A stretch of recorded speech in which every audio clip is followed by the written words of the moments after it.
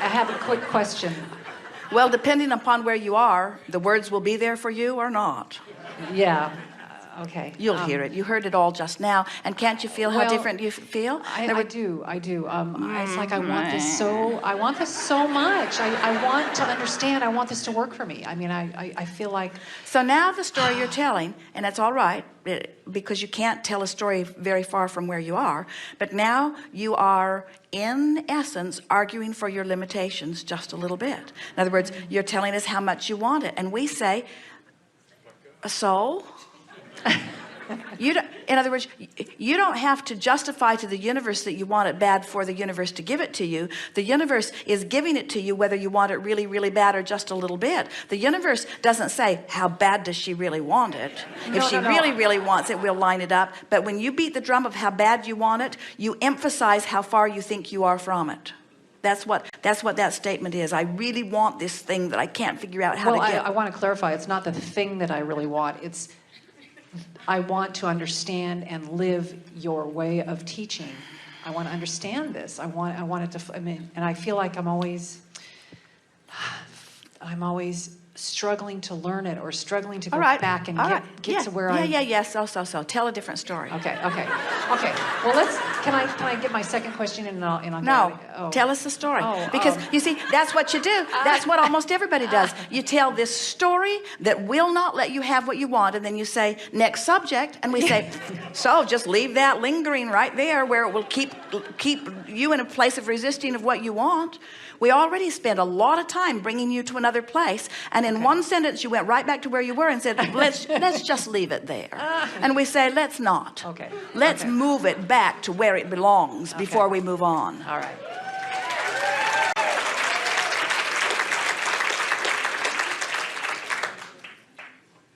I learned quickly. I learned quickly. I'm a really smart person. Anything I put my mind to, I can figure out. All kind of processes I've learned. This is kind of new to me. I think it's new to a lot of people. This idea of being vibrational is sort of hard to get your thoughts around. I've been a sort of realist. I've been an actual person. I can see things before me. I've always said I know it when I see it. When I see something, I'm able to choose from it, but it's harder for me to just conjure it out of thin air. But now I'm beginning to understand this process, and it all makes sense to me. And law of attraction makes perfect sense to me too. And just like I've been able to figure a lot of things out, I've always been well employed. I'm a good student. I take things seriously. I can apply my mind, and sure, this is a little bit awkward for me, but I can figure this out. And as I focus a little more, I will find more and more familiarity with it, and it will get easier and easier for me. And you got to start somewhere, and I'm starting in a really good place. Look where I'm starting. I'm not in trouble. I'm not sick. There's not anything going wrong in my life. I'm stable. I'm at the perfect bouncing off place for this phenomenal life. And so I'm just going to have fun with these stories. Pretend that you're a screenplay writer writing the story of your life the way you want it to be. Just write it. Find the place. You did, Danville. Find the lifestyle. You did, Bay Area. Find the feeling of it. It's cool and it's delicious and it's cultural. And the people around me are delicious, and I'm in a good feeling place, and I have access to so many things that I want, and I've queued myself up for this, and then I discovered that I was in the perfect place to really begin my life the way I want it to be. And so in the opening chapter of my book, I will explain briefly that I've come through a lot, and here I am sort of at the peak of my life. And many people look at retirement as sort of a slowing down. I'm seeing it as a revving up. I'm seeing it as a time when I feel more free than I've ever felt before. And so here I go with the rest of my life. And so I launched my life by launching my dreams, and I fashioned a house, and I got the floor plans all laid out, and I know exactly where I want the house to be, and I know exactly how many rooms it will be, and what the texture will be, and what the lifestyle in it will be, and what the motif will be. It's vivid and clear in my life. And now I'm living in this beautiful house, and I have to tell you that the ease of living in this house is even more delicious than I ever thought it would be, because I was just contemplating it one piece at a time, but now I'm in it. And so the other day, Esther said to Jerry, tell me a story.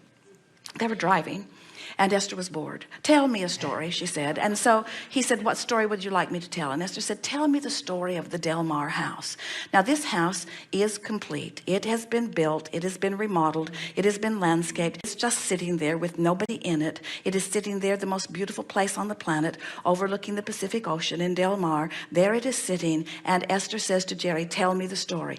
And so he began on the freeway, driving off the freeway, driving up this road. He described in detail the plants that are in bloom, what it looks like, what it smells like. They drove up around the loop. They came around. He got out of the bus. He moved a trash can or two to make room for them. They came around the corner. He opened the big gate. Esther could see the ocean from sitting up there on the top of the hill. Jerry came in he called her in, and blow by blow for 1 hour and 30 minutes, Jerry described that place.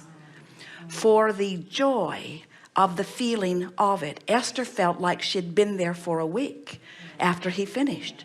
He walked through every room. He described every surface. Esther devoured it mentally as she achieved vibrational alignment with the vision that he projected. She will not be happier in any time that she spends in that house than she was in the time that he was describing it, and they were savoring it together, blow by blow, step by step, piece by piece, meal by meal. He gave her a description, and that's what scripting is. That's what using your future experience in your now to tune yourself to the vibration of what's already in your escrow will do for you. In other words, just describe it until it moves you emotionally. And then the universe has to give it to you, you see. The means, the method. You've been a little too practical. You've been a little too practical. We want you to stop facing reality. Get over that what is-itis and start telling it as you want it to be. Your stories must be based on how you want it to be, not how things are.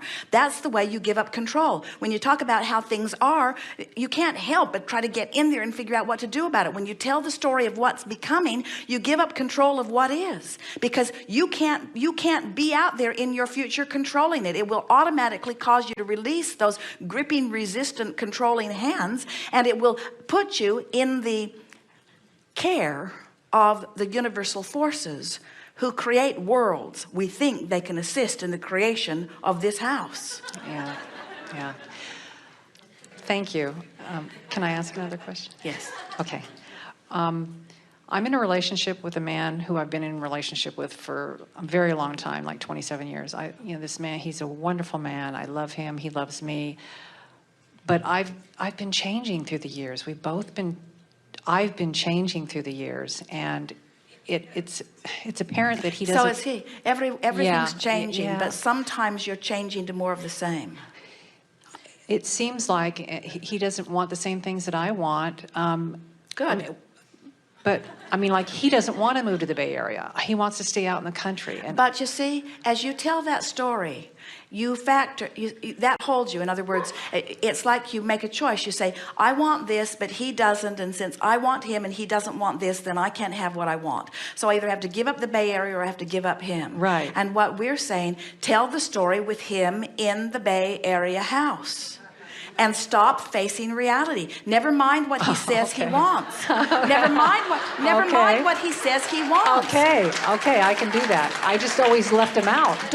Don't use his confusion as your basis to not get everything that you want. Okay. In other words, when you factor him in and the house in, and you stop looking at what he wants and using that as an excuse to separate you from what you want, you line up. You become one powerful, influential vortex of creation, and we promise you he'll be swept into that. Okay. The reason that he doesn't want to move to the Bay Area is because he can't figure out to afford it, Yes. how to afford it, and he doesn't Yes. want to be a slave to something that he doesn't want Yes. to do either. It's the same thing. It's not different than the way you feel, but leave all of that out of your story, because that will be irrelevant when you amass the money that you are needing. We promise you that if you said to him, I have just purchased a magnificent new home in the Bay Area, do you want to come and Yes, live with me? he He would would. not say no.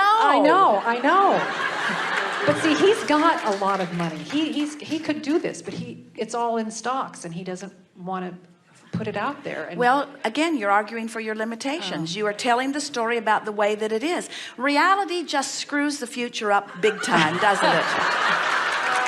And It is so compelling. It feels so real and so true. And this is how it is. And because it's how it is, I have to keep explaining how it is. And then you wonder why you feel not free, you see. You can't keep telling the story of how it is and move to where you want to be. Okay. You only Okay. move to where you want to be by telling the story of how. So you say, I don't know how it's going to happen, and I don't know what kind of money is going to bring it about. And it could be that I could get so lined up with my dream that his money and his stocks and his selling of his stocks and that stock market might be the very path of least resistance that leads to all of this. But I don't want to go there now because I don't want to push and bring that resistance up in him or me. But there are so many options, even this very viable option, that could come into alignment to bring about what I want if I will just line up with what I want. Okay, okay.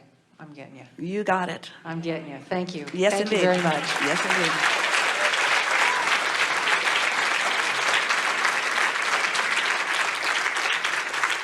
So did you see what just happened? She has a man who adores her, who has the money to buy the house, and she can't see it because she is offering a vibration that's in a different vibrational place. And we're not saying for a minute that that's where it's going to come from, but you can't see things that are right under your nose when you've been beating the drum that's different from what you're wanting. It's amazing how things come into place when you use the power of the laws of the universe and stop believing that you create through the mundane, mediocre, not very powerful at all action that you muster by dragging your bodies from place to place. Your action was never meant to be the way that you'd create your reality. The action was the way you meant to enjoy the reality that you create through the aligning of thoughts.